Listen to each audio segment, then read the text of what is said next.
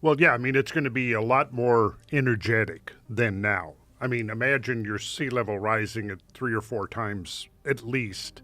Egypt, a sun-scorched country with all its sands and deserts, has a groundbreaking discovery that left archaeologists and engineers stunned. Ancient structures, hidden beneath the layers of time, show evidence of advanced hydraulic technology, an unexpected knowledge that was never recorded in the past. How did the ancient Egyptians make this possible, defying all conventional logic? Ancient Egypt was renowned for its remarkable achievements in architecture, engineering, and technology, many of which were closely linked to the management of water. Central to their civilization was the Nile River, which played a vital role in sustaining agriculture, transportation, and daily life. To harness its power, the Egyptians developed sophisticated hydraulic systems, including canals, basins, and irrigation channels. One of the most common tools was the shaduf, a simple yet effective device used to lift water from the river for irrigating crops. These innovations allowed the Egyptians to transform arid desert lands into fertile farmland, ensuring food security and supporting the growth of their civilization over millennia. Beyond agriculture, water management also played a role in Egypt's religious and ceremonial structures. Temples, such as Karnak, featured large, sacred lakes used for ritual purification, reflecting the symbolic and spiritual importance of water in Egyptian belief systems. During the Ptolemaic period, further advancements in hydraulic technology emerged, including the use of water clocks, clepsydras, to measure time accurately for temple rituals. While there is no definitive proof, some theories even propose that early hydraulic principles might have been used during the construction of monumental structures like the Great Pyramid, perhaps to move or lift heavy stones. These achievements highlight the Egyptians' deep understanding of water and their ability to incorporate it into both practical and symbolic aspects of their society. Such innovations, etched into stone long before the rise of modern science, challenge everything we thought we knew about ancient engineering. Harnessing the Nile, the development and impact of irrigation systems in ancient Egypt. The civilization of ancient Egypt flourished for thousands of years, thanks in large part to the life-giving waters of the Nile River.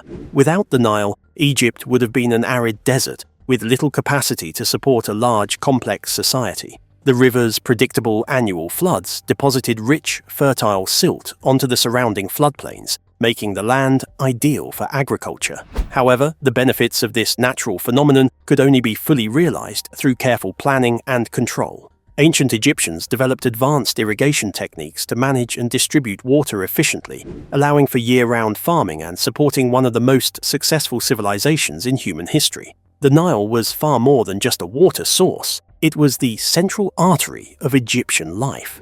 Its flooding cycle, which occurred between June and September, was so regular that the Egyptian calendar was based around it. The floodwaters brought black silt from the highlands of Ethiopia, replenishing the soil and making it ideal for cultivating crops such as wheat, barley, flax, and vegetables. However, the floods could be unpredictable in strength. Too much water could destroy crops and homes. Too little could lead to drought and famine. Therefore, effective water management was not just beneficial, it was essential for survival. One of the earliest and most widely used tools in Egyptian irrigation was the shaduf. This simple device was composed of a long wooden pole balanced on a pivot, with a bucket attached to one end and a counterweight, usually a stone or lump of clay, on the other. The shaduf allowed a single person to lift water from the river or canal with minimal effort, pouring it into a higher channel or directly onto fields. Shadufs were especially useful in regions where crops were grown slightly above the level of the Nile, and they remained in use for centuries, even into modern times in parts of rural Egypt. Their efficiency and simplicity made them a cornerstone of small-scale irrigation.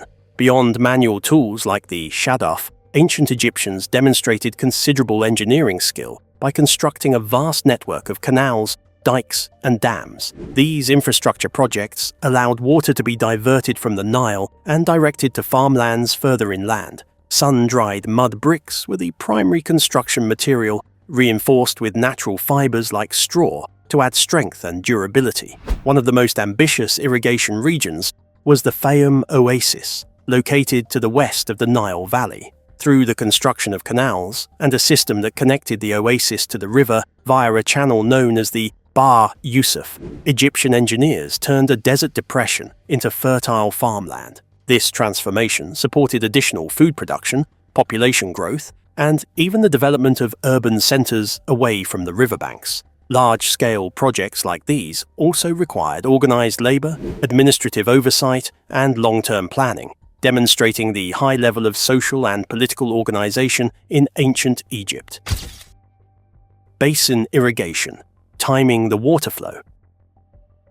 Another innovative technique employed by the Egyptians was basin irrigation, which worked in harmony with the natural flooding cycle of the Nile. This system involved dividing the land into a series of flat, leveled basins separated by embankments. During the annual flood, sluices and small channels were opened to allow water to enter the basins, where it would be stored temporarily. After the floodwaters receded, the basins retained enough moisture and nutrients to sustain crops during the growing season. The water was slowly drained or absorbed into the soil, providing controlled hydration without the risks associated with unregulated flooding. Basin irrigation was especially useful for staple crops like wheat and barley, which required a steady and moderate water supply. It also ensured that water was distributed fairly among different regions and farming communities. The entire process was closely tied to a centralized authority that managed the opening and closing of canal gates and sluices,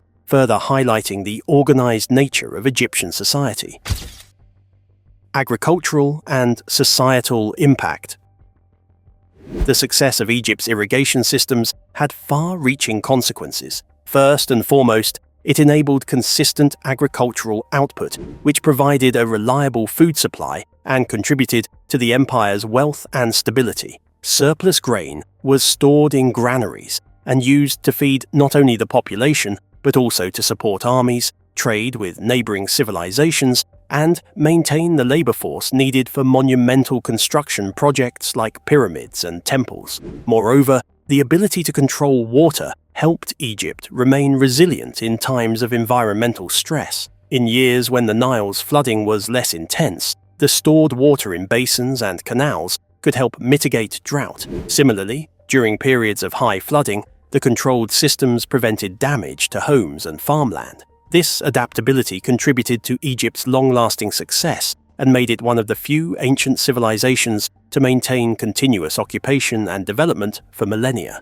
The Nile River was undoubtedly the heart of ancient Egypt, but it was the Egyptians' ingenuity in harnessing its power that allowed their civilization to thrive. Through devices like the shaduf, the construction of canals and dams, and the implementation of basin irrigation, they turned a challenging environment into one of the most agriculturally productive areas of the ancient world. These irrigation systems were not only technological feats, but also the foundation of Egypt's economy, government, and daily life. The legacy of these innovations continues to influence modern irrigation practices in arid regions today, proving that ancient Egypt's hydraulic achievements were truly ahead of their time. The advanced technology doesn't end there. The next structure might blow your mind just as the same as the smart irrigations. Sacred waters, hydraulic technology, and ritual at the Temple of Karnak. The Temple of Karnak, located in modern-day Luxor, ancient Thebes, is one of the most magnificent and expansive temple complexes in the ancient world. Spanning over 200 acres, it served as a religious center for more than 2,000 years, primarily dedicated to the god Amun-Ra, but also incorporating temples to other deities such as Mut and Khonsu. While Karnak is often celebrated for its massive stone columns, intricate carvings, and sprawling architecture, it also offers a profound example of how hydraulic engineering was utilized not only for practical purposes, but also for spiritual and symbolic ones. The incorporation of water features such as sacred lakes and purification basins into the temple's design reveals how the ancient Egyptians viewed water as a vital element connecting the physical and divine realms. To fully understand the hydraulic features of Karnak, it is essential to grasp the religious significance of water in ancient Egypt. Water was not just a resource for survival, it was seen as a fundamental force of creation and renewal. According to Egyptian mythology, the world emerged from a primordial watery chaos called Nun, and all life stemmed from this divine water. As such, water became a key element in religious rituals, symbolizing purity, life, and spiritual rebirth. At temples like Karnak, water served both symbolic and functional roles. Priests performed regular rituals of purification, which involved washing themselves before entering the sacred spaces of the temple. These acts of cleansing were more than physical. They were believed to prepare the individual to be in the presence of the gods. Water was also used in offerings, anointing statues, and performing ceremonies during festivals that reenacted myths of creation and divine interaction. The Sacred Lake, a ceremonial masterpiece. One of the most prominent hydraulic features of the Karnak complex is the Sacred Lake, an enormous rectangular body of water measuring approximately 120 meters by 77 meters. Built during the reign of Pharaoh Thutmose III in the 15th century BCE, the lake was carefully constructed and lined with stone to prevent leakage. It was filled with water from the Nile and was likely replenished through a combination of canals and underground channels. The sacred lake was not meant for irrigation or daily use. Instead, it was an essential component of the temple's spiritual function. Priests used it for ritual bathing before performing temple duties, ensuring they were ritually pure. The lake was also a site for sacred ceremonies and may have been used for reenactments of the solar bark journeys, where priests carried statues of gods on boats to symbolize their voyage through the heavens and the underworld. Furthermore, the placement of the lake within the temple complex was not arbitrary. It aligned with other architectural elements and celestial bodies to reflect the Egyptians' belief in cosmic order, or Ma'at. In this way, the lake served as both a physical and metaphysical feature, linking the temple to the forces of the universe. In addition to the sacred lake, smaller purification basins were placed throughout the Karnak complex, typically near entrances and within priestly quarters. These basins allowed for more localized cleansing rituals, enabling priests and temple workers to wash their hands, feet, and mouths before participating in sacred rites. The availability of these water sources within the temple complex highlights the logistical foresight of the builders and the importance placed on cleanliness and ritual readiness. Hydraulic systems were also used to manage the flow of water in and around the temple. Channels, cisterns, and underground drains were carefully designed to prevent water accumulation during floods and to maintain the temple's structural integrity. These systems served a dual purpose. They preserved the physical building and ensured that water, symbolically linked to chaos and disorder, was kept in balance within a sacred space devoted to cosmic harmony. Water as a connection between the human and the divine. The integration of water features within the Karnak temple complex illustrates how the ancient Egyptians used hydraulic technology not just for utility, but as a means of expressing their religious worldview. Water was not simply channeled or contained, it was honored, controlled, and woven into the daily rhythm of worship. Every drop carried spiritual significance, acting as a bridge between mortals and the gods. This sacred use of water can also be seen in the grand festivals held at Karnak, such as the Opet festival, where the statue of Amun was transported from Karnak to Luxor temple by boat. This procession, which took place along a canal connecting the two temples, reinforced the divine relationship between ruler, priesthood, and deity. The journey itself was symbolic of rebirth and the cyclical nature of divine presence on earth. The Temple of Karnak stands not only as an architectural marvel, but also as a profound representation of how water was used in ancient Egyptian religious life. Through the construction of sacred lakes, purification basins, and advanced water management systems, the Egyptians demonstrated a deep understanding of hydraulic technology. Yet, they also infused these features with spiritual meaning, using water as a medium through which the sacred and the mundane could meet. Karnak's water features remind us that engineering in ancient times was not solely about practicality. It was deeply intertwined with cultural values and religious beliefs. In this temple complex, water was more than a resource. It was a divine element, central to ritual, reflection, and the eternal dance between chaos and order. The Temple of Karnak remains a testament to how the ancient Egyptians harnessed the forces of nature to serve both their gods and their enduring sense of spiritual purpose. Now we're moving into another era. Hydraulic timekeeping, water clocks in the Ptolemaic era.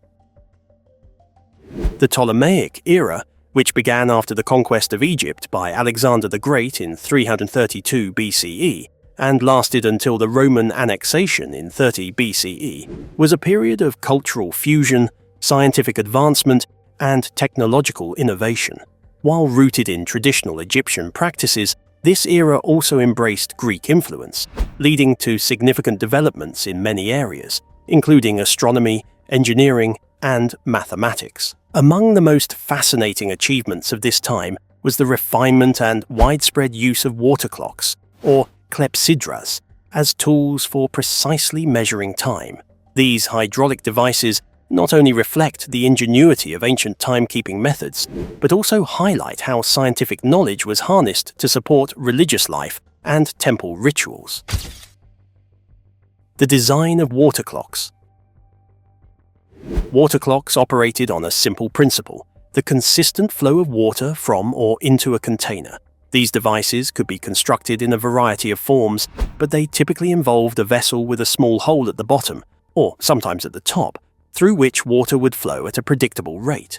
As the water level changed, time could be tracked by markings inside the container or by measuring the water collected in another vessel. Some water clocks were elaborate, incorporating gears, float mechanisms, or even sculpted surfaces to enhance their function or aesthetic appeal.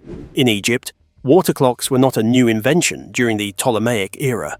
Evidence of their use dates back to at least the 16th century BCE. However, it was under the Ptolemies, who promoted scientific inquiry and supported the work of scholars like those in the famed Library of Alexandria, that these devices became more advanced and widespread.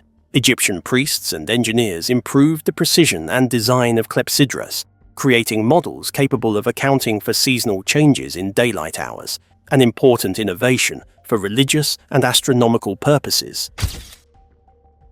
Use in temples and religious life. The primary use of water clocks in Ptolemaic Egypt was within temples, where timekeeping played a crucial role in maintaining the schedule of religious ceremonies. In a culture where harmony, order, and ritual precision were seen as vital to maintaining balance between the human and divine realms, accurate timekeeping was essential. Temples operated according to strict timetables, with rituals performed at specific times of day and night. Water clocks allowed priests to measure these intervals with reliability, even in the absence of sunlight, something that sundials, another common timekeeping device, could not provide. One well-known example is the water clock of Karnak Temple, attributed to the reign of Amenhotep III and later adapted during the Ptolemaic era. This clepsydra was a large stone vessel with internal markings that tracked the hours of the night. Its function would have been especially critical during nighttime rituals or astronomical observations, such as tracking the rising of certain stars or planets that were associated with gods and religious festivals. By allowing priests to perform these duties with accuracy, water clocks helped ensure that ceremonies were properly aligned with cosmological events, reinforcing the connection between earthly worship and celestial order. The Great Pyramid of Giza and the speculative role of hydraulic engineering. The Great Pyramid of Giza, constructed during the reign of Pharaoh Khufu around 2580–2560 BCE, stands as one of the most awe-inspiring architectural achievements in human history. As the last surviving wonder of the ancient world, the pyramid continues to inspire admiration and curiosity, especially regarding how such a massive structure was built using the limited technology available during the Old Kingdom. While there is no definitive evidence of hydraulic technology being employed in its construction, Some scholars and engineers have proposed theories that water may have played a critical role in the movement and placement of the colossal limestone and granite blocks that make up the pyramid. These speculative theories offer intriguing insights into how the ancient Egyptians might have used natural forces like water to accomplish seemingly impossible feats. Monumental scale and construction challenges. The sheer scale of the Great Pyramid presents significant logistical challenges. With over 2.3 million stone blocks, some weighing as much as 80 tons, its construction required extraordinary planning, labor organization, and physical effort. Traditional theories suggest that the stones were transported from quarries to the building site via wooden sledges dragged over ramps. However, this explanation leaves open questions about how friction was managed and how stones were lifted to the higher levels of the pyramid as it rose in height. Have you heard of a theory? These unanswered questions have led to alternative theories, some of which involve the use of hydraulic methods to reduce the effort required to move these massive materials. The water-lubricated sled theory. One of the more plausible hydraulic-related hypotheses is the water-lubricated sled theory. This idea is based on a 2014 discovery in which scientists observed ancient wall paintings showing workers pouring water in front of sleds, carrying heavy statues. Engineers later tested this method and found that adding the right amount of water to sand reduced friction by up to 50%. The moistened sand becomes firmer and less likely to build up in front of the sled, allowing for smoother and more efficient movement. Applied to pyramid construction, this technique could have allowed workers to drag the heavy blocks from the Nile or nearby quarries to the construction site using significantly less force. While simple in design, this method would have required knowledge of how water interacts with different materials, a practical understanding of hydraulic principles, even if not formalized as engineering in the modern sense. Water-filled canal and buoyancy theories. Other, more speculative theories propose that water-filled canals or channels may have been used to transport stones closer to the pyramid site, or even to lift them using the principle of buoyancy. One idea suggests that blocks could have been floated on barges through a system of man-made canals that extended deep into the Giza Plateau. Archaeological evidence supports the presence of canal networks near the pyramids, used for transporting goods from the Nile. But whether these extended to the base of the Great Pyramid remains uncertain. An even more ambitious theory proposes that a system of water locks or internal canals might have allowed for stones to be raised incrementally using the buoyant force of water, though no physical evidence of such an internal hydraulic system has been found inside the pyramid. Some theorists argue that the Grand Gallery or other internal chambers could have been designed with hydraulic principles in mind. This remains highly speculative, but reflects the lengths to which researchers go in trying to explain the pyramid's construction. Evaluating theories, innovation or imagination. Despite the fascinating nature of these hydraulic hypotheses, most mainstream Egyptologists remain cautious. There is no direct archaeological evidence, such as remains of water locks, hydraulic lifts, or detailed textual references, to confirm the use of water-based technology in pyramid construction. Still, the fact that such theories persist highlights the brilliance of ancient Egyptian ingenuity and our continued fascination with how ancient builders solved complex problems. Moreover, even if large-scale hydraulic systems were not used, the basic understanding of water's physical properties, such as its ability to reduce friction or transport goods, demonstrates a practical application of hydraulic principles. The idea that workers might have used water to move sleds, for example, is supported by experimental archaeology and is widely considered a feasible component of the construction process. While the mystery of how the Great Pyramid of Giza was built may never be fully solved, the exploration of hydraulic engineering theories adds an intriguing layer to our understanding of ancient Egyptian technology. Whether through lubricating sand, transporting blocks via canals, or more speculative buoyancy-based methods, water may have played a more critical role than previously acknowledged. These theories, grounded in both experimental research and creative problem-solving, not only help to unravel the logistical marvel of the pyramid's construction, but also celebrate the enduring human spirit of innovation. In this sense, even the speculative use of water in building the Great Pyramid is a tribute to the ancient Egyptians' profound connection to the natural world and their remarkable ability to harness it in pursuit of monumental achievement. The Aswan Dam, a modern echo of ancient Egyptian water mastery. The Nile River has shaped the destiny of Egypt for thousands of years. In ancient times, the river's predictable flooding and life-giving waters allowed early Egyptians to cultivate the land and build one of history's most enduring civilizations. Over the centuries, the ability to control and manage the Nile became not just a matter of survival, but a foundation of Egyptian prosperity and culture. This long-standing relationship with the Nile culminated in the 20th century with the construction of the Aswan Dam, one of the most ambitious modern hydraulic projects in the world. Although separated by millennia, the principles behind this modern feat of engineering owe much to the ancient Egyptians' early understanding of water management. In many ways, the Aswan Dam stands as a modern embodiment of a legacy that began with the pharaohs. The ancient Egyptians recognized early on that the Nile was both a blessing and a threat. Its annual inundation brought nutrient-rich silt that made agriculture possible in an otherwise arid land. But uncontrolled, the floods could also destroy crops, homes, and lives.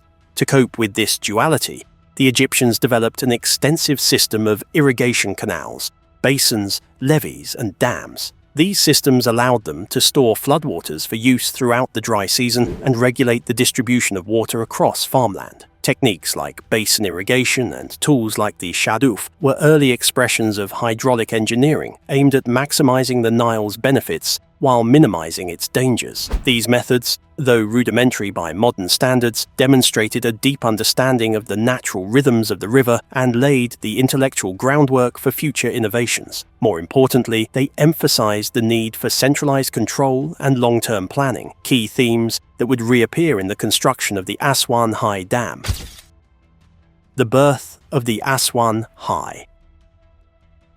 Fast forward to the 20th century, Egypt was grappling with modern agricultural, economic, and energy demands. The country's population was growing rapidly, and agriculture remained heavily dependent on the seasonal flooding of the Nile. But this ancient cycle was no longer reliable or sufficient to meet modern needs. In response, the Egyptian government, under the leadership of President Gamal Abdel Nasser, initiated the construction of the Aswan Dam in the 60s with the help of the Soviet Union. Completed in 1970, the dam was designed to regulate the flow of the Nile, store water in a massive artificial reservoir, Lake Nasser, and provide hydroelectric power to millions of Egyptians. The project represented a bold step into the modern era, promising flood control, improved irrigation, and energy independence. Yet, the underlying motivation was the same as it had been thousands of years earlier: to harness the Nile for the benefit of the people. Modern technology built on ancient principles. Although the Aswan Dam relied on modern technology, such as reinforced concrete, turbines, and complex electrical systems, it was guided by the same hydrological principles that the ancient Egyptians understood, controlling the timing and flow of water, storing it during times of abundance, and distributing it during times of scarcity were strategies first employed in the fields of ancient Egypt. Furthermore, the design of the Aswan Dam took into account seasonal patterns, sedimentation, and irrigation cycles, all of which were familiar to ancient engineers. Just as the ancient Egyptians built canals and basins to manage floodwaters, the dam incorporated spillways, sluice gates, and irrigation channels to direct water efficiently to different regions of the country. The ability to store and release water at will turned a once unpredictable river into a controlled resource, mirroring the ancient aspiration for stability and sustainability. The benefits of the Aswan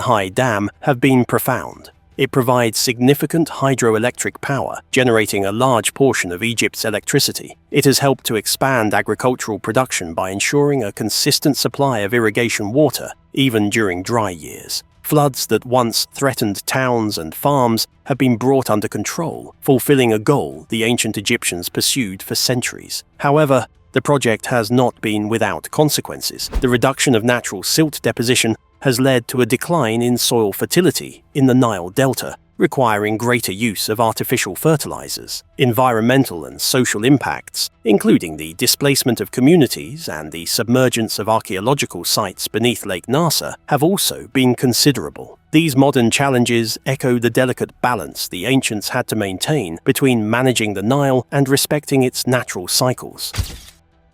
A continuum of innovation.